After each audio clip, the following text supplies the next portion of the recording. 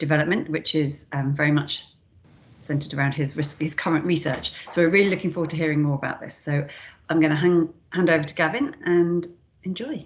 Thank you. Hello, welcome everyone, and thank you for joining us today.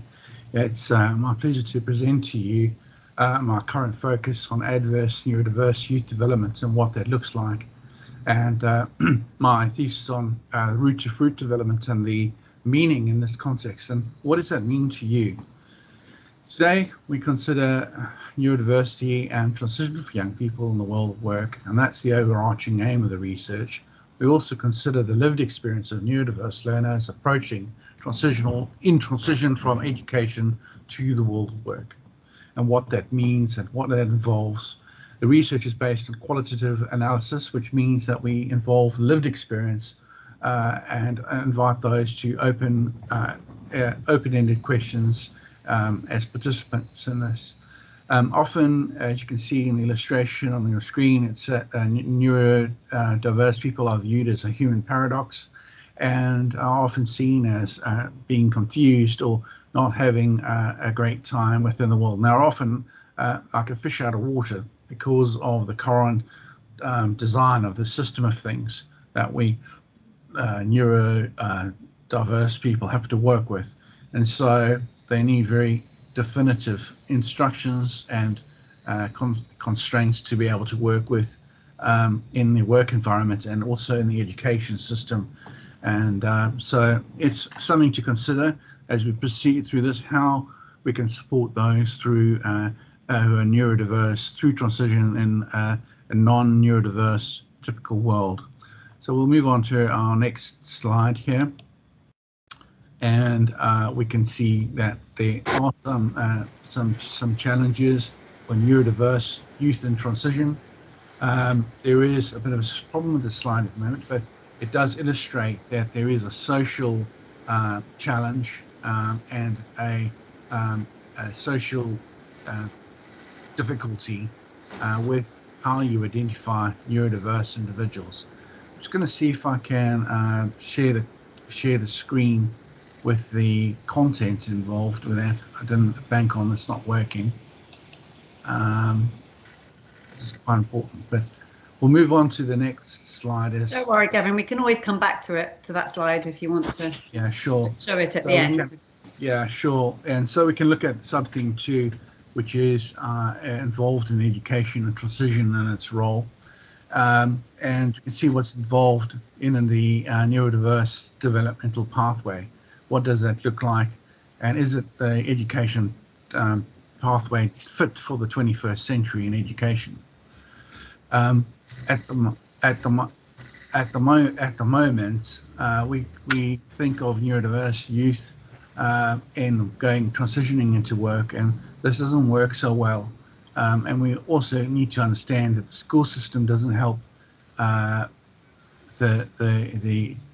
neurodiverse child or person move through into the world of work. There seems to be a precipice, and this is indicated in Lord John Shipley's report on youth unemployment. The current school ecosystem is very different from the world of work, and children also need to be considered by both the education system, the parent, and the employer in regards parity, equality, and inclusion.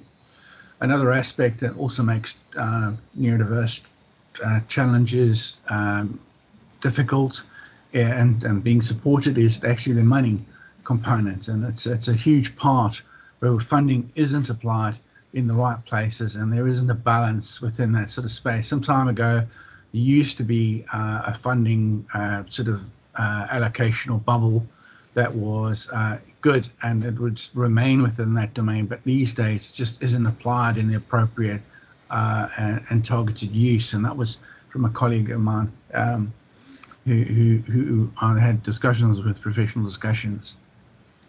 And apprenticeship, apprentices also don't get, neurodiverse individuals don't get the chance to see the Baker Clause in effect. But time's gone by, there used to be the ability for employers to actually go to schools and be in schools and then look at all the youngsters' grades who are transitioning out of school and then offer them apprenticeships and go straight into school. Nowadays, that doesn't happen.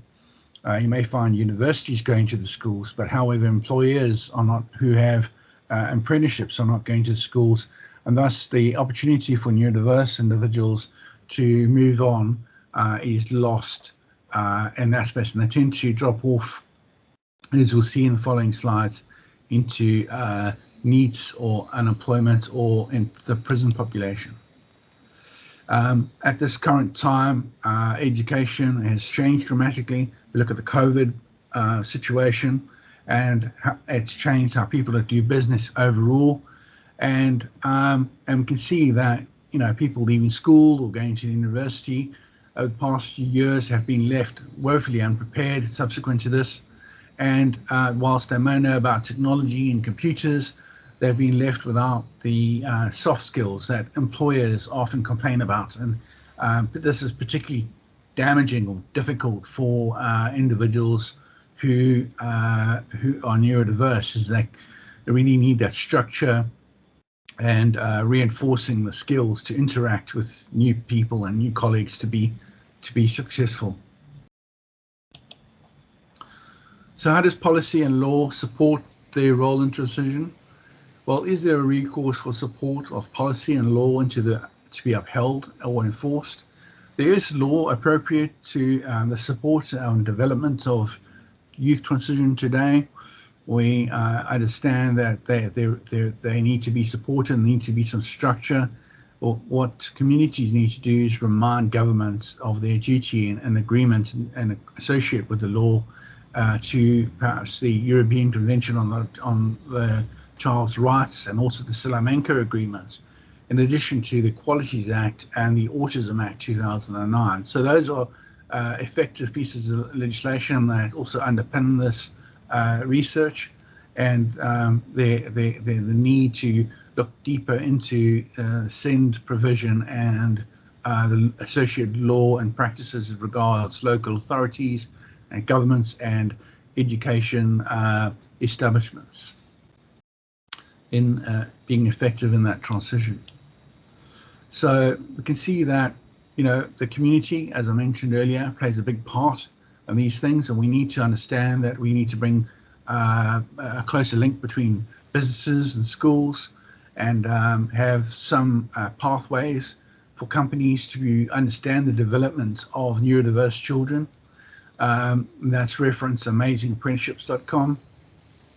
I've also myself personally spoken to leads and businesses, professional bodies that support development of professionals, and we can see that there's a real need to bring awareness of neurodiverse transition and a means for the child, and bring the local government's response closer to the education and development processes. Myself personally would like to see each child as a unique gift, and also ask that the community do so, and understand that they're all a variation on the theme of the experience of being human in an ecosystem, and Mead referred to this in 1956. We also go back to the apprenticeships, where there's the Baker Clause, and again that's a partnership that needs to be established between businesses, schools, the community, and the parents and the child in the community. So the problem, the community partnerships, here we go, again, is the schools do not track students once they leave school. They tend to, they just tend to fall off a precipice, and then it's left to society, parents, you know, in the wider world to support the child. We need to bring those community partnerships close together. Those involve social workers, mental health support workers, therapists to support the child. And every child that is neurodiverse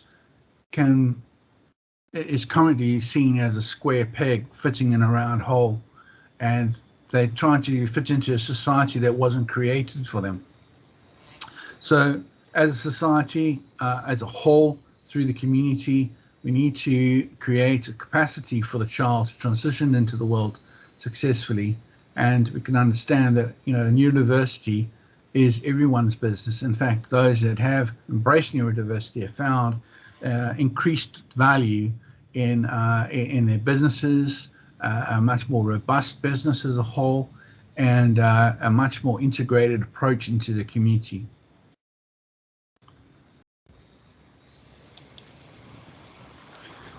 So what does my research indicate? It shows that we often, as neurodiverse people, are problem solvers, innovators, and pioneers in the world. We can see that businesses do not recognize them because neurodiverse are not clones of the organization's neurotypical ideologies. However, we also understand that this world is not prepared for a neurodiverse person, what a person can offer. An example being Elon Musk, who has stretched the realms of imagination, as we can see, and in industry as a whole, and the world is struggling to catch up with him. Elon Musk doesn't follow the usual convention processes of interview, and he asks some pretty out there questions in interviews, and he interviews employees at SpaceX personally. And we can see that we need to look at life and individuals a bit more openly with a creative process in mind.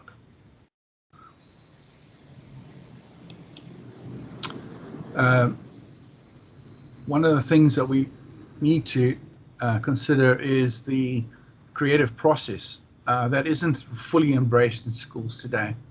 And why I reference this is because neurodiverse people have an out there capacity to be creative and to be problem solvers. And we reference Ken Robinson, who's makes some key points here. He says that the old industrial manufacturing model is currently placed, and there's a linear process. And I remember you asking earlier on, is the current system of education fit for the 21st century? And does batching people into a model that and principles really looks at neurodiverse people as a square peg in a round hole? Really, we need to recognize that human flourishing is not a mechanical process, but an organic process. Remember, I mentioned the root to fruit earlier on. That is part of this consideration in terms of neurodiverse transition and what that looks like. It's not a mechanical process, it's an organic ecosystem process. And we have to consider this illustration by Ken Robinson here. It says all you can do like a farmer is to create the conditions under which they will begin to flourish. And so this is a key point that I'd like to make today, that you just cannot go through a linear mechanical process in the 21st century education. It has to be an ecosystem, an organic process under which all those have an equal opportunity to transition by default. We consider this in conclusion, that the root to fruit process is full of political, economic and social challenges as to something similar that you might expect cultivating a garden, whether it is not new or established or with environment playing an important role. You see that Vygotsky and Piaget recognize this. We also, that environment is very important to the development of the child, and also the transactional processes that happen both throughout their lives, and learning, and reference Kolb in the learning pathway, so that the child will obviously rise through the Maslow's hierarchy of needs and then meet Bloom's taxonomy. My research also indicates that not much is going on that is effective in transitioning neurodiverse youth from school into the world of work in the UK in terms of advice and guidance. We see the national statistics that 27% of the population in the UK is neurodiverse in some form or other, and by that I mean they can have neurological challenges, they can have different perspectives, can be have developmental delay, or have brain injuries, or that sort of thing, but a large proportion of them have, what I mean by that is have hidden disabilities that are not visible to, you know, not being in a wheelchair, etc. And of those who are neurodiverse in employment, only 3% of that 27% is employed, and only 8% actually, 0.8% influences education or in the employment space. You see, so that means there's a huge number of individuals that need to be supported, that needs to expand on that number that are of the 27% that are actually transitioning to the world of work. And if you like to follow on what happens in university, there's a piece of work being done by Amanda Kirby around the measuring of individuals in the prison population who are actually neurodiverse, and it's quite a high percentage. And so it shows that there isn't a current developmental pathway that's accurate and supportive of children who have SEND challenges from school. In fact, the SEND challenges in school are quite poorly supported, and there's often a battle between parents, the school, and the community because, well, funding, as I mentioned earlier, is a major player in that, and a lack of understanding across professionals. So, you know, this is quite a considerable gap in both understanding and addressing that gap needs to start with intervention in early years, and also it needs to be measurements need to be put in place in transitioning from school into, say, an internship or an apprenticeship. So further to this, we can see that transitioning a child into employment is quite a challenge, going from education. And, you know, a famous director and management person said, Drucker said that you need to address culture before you address strategy. Otherwise, culture is going to eat that strategy for lunch. You can see that, you know, we tend to think that neurodiverse people don't transition well from school into and just jump into jobs and all go swimmingly well. It doesn't work like that. You see that transition is into employment.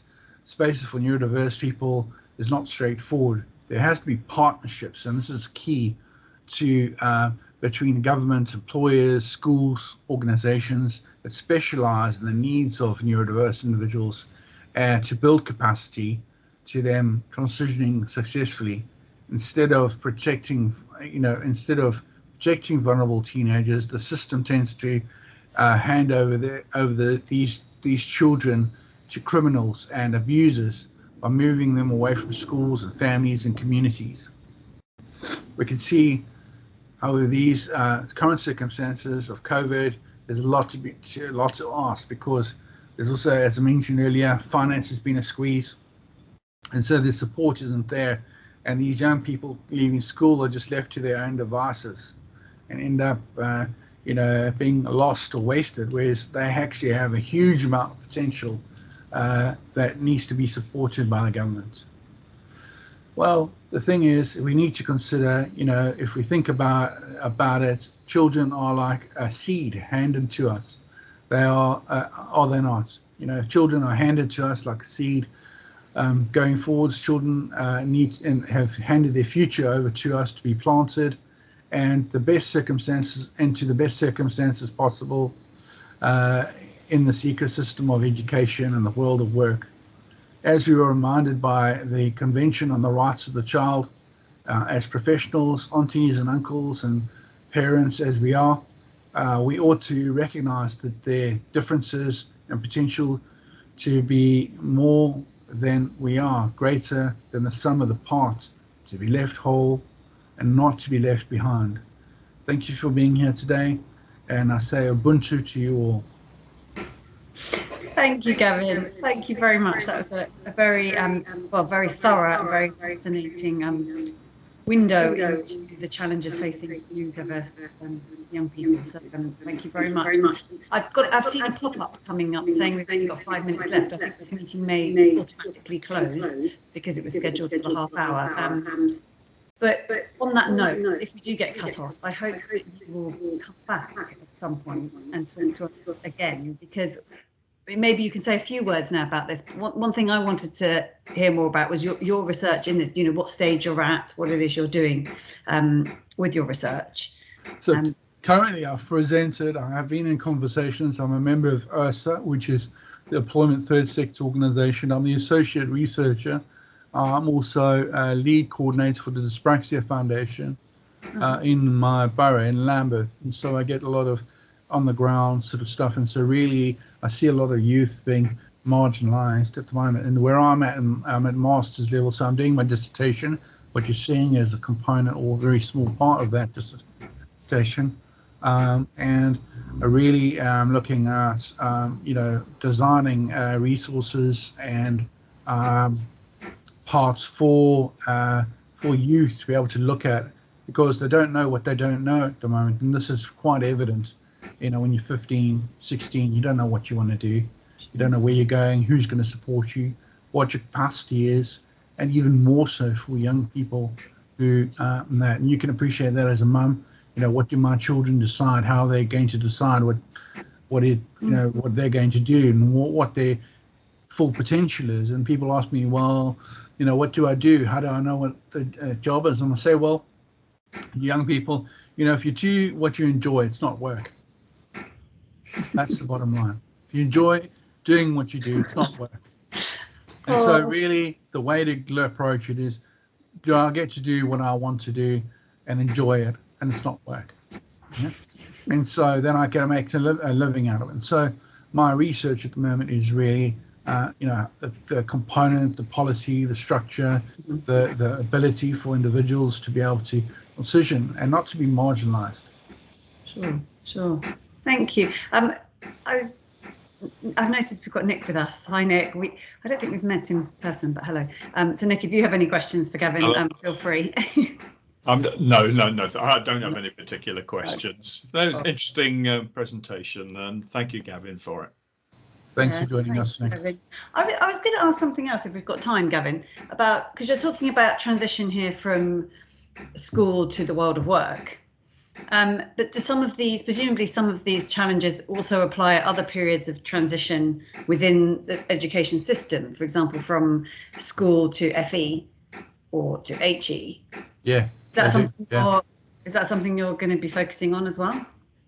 Overarching, I think the overall this really covers all of that in FE, HE, because it's really just about the gap between the role education plays and how the way society plays its part in policy and structure, and bringing those communities together to understand and support child and development into the world of work and what that looks like. So there really is about the gap between school, whether it's FE, HE, apprenticeships, and what that looks like. And the moment, where's I didn't bring it into this, but just last year there was a 73% decrease in the uptake of apprenticeships. Across the board, or across the board, yeah. Right. And that component could be easily filled by a portion of that could be easily filled by neurodiverse individuals. Sure. If employers had recognised what to do with the send in apprenticeships. At the moment, that's going through the Houses of Parliament, and I spoke to my local MP yesterday, and I spoke to Lord John Shipley last week. Okay. Yeah. Right. Okay. Gosh. Yeah. So you're getting. I'm up to my nose. Getting voices heard. Up to my nose, and I'm getting involved with the policymakers and people there, and all the rest of it. Yeah. DWP as well. Martha, can I jump in now? Yeah, of course. Feel free. Okay. I mean, I'm an autism researcher, Gavin. The only reason I'm even prepared to say that I'm autistic here is because London South Bank University asked for a researcher who was autistic. Under normal circumstances, I do not disclose because of the stigma attached to autism and the fact that it would have damaged my career very severely had I told the people that I worked for that I was autistic. Now, that's the big problem that we face, the stigma attached to autism and other aspects of neurodivergence. I mean, we have a long way to go. Absolutely. To overcome that. So I wonder what your thoughts are on that. Oh, I've battled at London South Bank University personally with autism and getting it recognised and supported, and it's been a long battle. It's just, you know, whilst a lot of people do talk about understanding and developing, you're right in saying that the culture, the people walk the walk. You know, people do the talk, but they don't walk the walk. And it's very much a difficult challenge overarching. But as I said to you about Drucker, we need to really tackle, culture before we do the window dressing of strategy. All too often, organizations, particularly those who've been long established, being the education system, have done a lot of window dressing, you know, in terms of strategy, but they really haven't tackled the underlying culture of neurodiversity as a whole. Thankfully, Judy Singer's come along, and a few others like Ken Robinson and others who shine a light on really creating a more organic culture, one that is based on an ecosystem that recognises the full gamut of human potentialities, as Margaret Mead highlighted. And if Margaret Mead highlighted that, and Ken Robinson highlighted that, and then Judy Singer's come along, you know, that's a long old time. As the American says, a long ass time. I guess but it's going to be a lot longer before cognitive all of us need diversity is accepted alongside all the other aspects of difference. All of us need to play our part as a community. That's why I finished with Ubuntu to you all, because as we work together as a community, we can't let the wheels fall off. We have to work together. You're not working alone. We're working as a community through social media, through meetings, through participation as a whole, informing government, informing people. And as you can rightly say, through the John Shipley report that is ongoing now, government's recognizing that, the conversations are saying, but we just can't let that, you know, disappear in the enchilades of Whitehall. We need to see that in actually grassroots in law and policy. If you got European Convention on the Rights of the Child, okay, that all is there. All of that needs to be enforced. The Salamanca Agreement needs to be enforced. These things have been there for a long time, and we're still down that road, as you rightly point out, but we can't let the wheels fall off the bus. We all have to. There are a lot of people working hard in this area. Working hard at that. We won't be letting the wheels fall off the bus. But we all have to get on and just be that frame of reference, Ubuntu in the community, and just keep at it, and do that with love. That's all I can say. You know, show love and care and understanding and compassion and empathy. Yeah, we need a lot of that. I totally agree with you. Yeah, absolutely. Thank you, Gavin, and thanks so much for sharing your work with us today, and thanks, Nick, for your questions and comments.